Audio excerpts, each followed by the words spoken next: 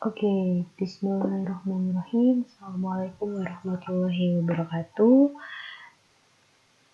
Bertemu lagi dengan saya, Afifah, di mata kuliah Dasar Komputer. Nah, hari ini saya akan menjelaskan materi mengenai aritmatika sistem bilangan. Oke, di pertemuan sebelumnya kita sudah belajar mengenai sistem bilangan, yaitu sistem bilangan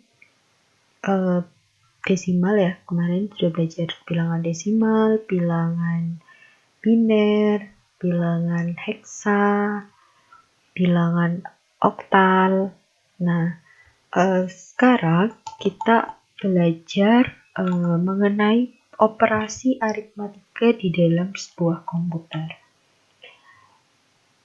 Sebelum masuk ke materi inti dari aritmatika sistem bilangan, ini saya akan menjelaskan mengapa kita itu belajar mengenai aritmatika. Nah, aritmatika itu dibutuhkan dalam sebuah komputer.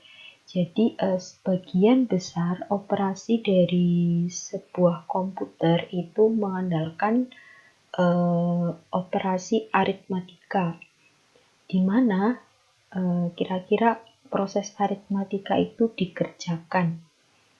Oke, kita review sedikit mengenai CPU. Kemarin kita sudah belajar CPU ya, dimana CPU ini ada bagian penting yaitu control unit dan ALU. Nah, operasi aritmatika itu dikerjakannya di ALU ini. ALU kepanjangannya Arithmetic and Logic Unit. Jadi di ALU ini proses aritmatika dikerjakan. Jadi CPU ini dia memberikan informasi ke ALU mengolahnya. Nah, output dari ALU akan diberikan ke CPU juga. Seperti itu. Nah, ngomong-ngomong tentang sistem bilangan, kemarin kita belajarnya masih bilangan integer saja ya. Nah, selain bilangan integer itu juga ada bilangan float. Nah, nanti kita ini belajar bilangan integer dan bilangan float. Integer itu contohnya bilangan bulat. Bilangan bulat ada bilangan positif dan negatif. Sedangkan bilangan float ciri-cirinya adalah ada koma. Contoh misal bilangan float 25,5 atau bilangan desimal itu loh. Nah, bilangan desimal itu bilangan float gitu. Jadi ciri-cirinya ada koma. Nah, nanti di materi ini kita masih membahas aritmatika di sistem bilangan biner, heksa, dan oktal. Namun juga nanti untuk contohnya supaya lebih gampang pemahamannya, kita juga belajar aritmatika di desimal. Seperti itu. Oke, untuk outline-nya nanti operasi aritmatika yang akan dipelajari yaitu aritmatika penjumlahan, pengurangan, dan perkalian. Nah, nanti ini masing-masing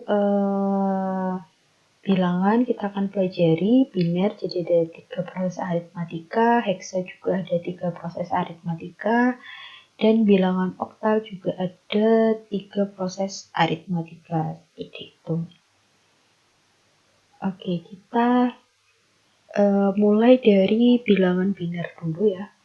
Kemarin kita sudah belajar bilangan biner, dimana biner itu basisnya adalah basis 2.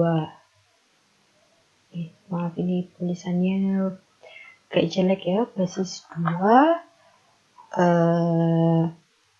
Untuk bilangannya sendiri direpresentasikan 0 atau 1. Oke. Ini 1 maksudnya ya. Nah, untuk kunci dari operasi bilangan biner ini, operasi aritmatika bilangan ini, nah ini ada keyword. Jadi untuk operasi penjumlahan dan perkalian, hanya di penjumlahan dan perkalian, kelebihan nilai itu akan dijadikan sebagai bawaan atau carry yang nantinya akan ditambahkan pada digit sebelah kirinya. Oke, biar nggak bingung, saya beri contoh untuk aritmatika penjumlahan biner. Oh ya, ini sebelum ini ada coret-coretannya ya. Oke, saya coba jelaskan ulang. Oke, ini saya pakai biru ya. Oke, ini ada aturan dasar. Maaf hijau ya ternyata. Aturan dasar dari aritmatika penjumlahan biner. Untuk 0 ditambah 0 adalah 0. 0 ditambah 1 adalah 1. 1 ditambah 0, 1. 1 ditambah 1, 0. Tapi untuk yang 1 ditambah 1, walaupun hasilnya 0, dia punya carry 1. Atau dalam kata lain, misal ini kita buat seperti ini ya. 1 ditambah 1 adalah, nah ini, 0 dia punya carry 1. Atau bisa disebut 1, 0 gitu biar gampang. 1, 0. Jadi 1 ditambah 1 dalam biner itu bukan 2. Tapi adalah 0 dan dia punya carry. Carry ini lebihnya tadi ya, lebihnya 1. Oke, kita masuk ke contoh dari bilangan desimal dulu supaya nggak bingung ya. Di sini ada bilangan desimal ratusan, 823 ditambah 338. Oke, untuk penjumlahannya kita lihat dari sisi paling kanan dulu. Oke ya, 3 ditambah 8, 11. Nah, lebihnya 1 itu sebagai carry. Oke ya, konsepnya ini desimal sama kayak biner. Jadi lebih akan sebagai carry atau simpan. Oke, 2 tambah 3, 5, 5 tambah 1, 6. Oke, 8 tambah 3, 11 ya. 11, 1, sini hasil, lebihnya taruh sebelahnya. Karena di sini 0 ya, ribuannya kan 0 semua tuh. 0 tambah 1, 1. Oke, beres ya.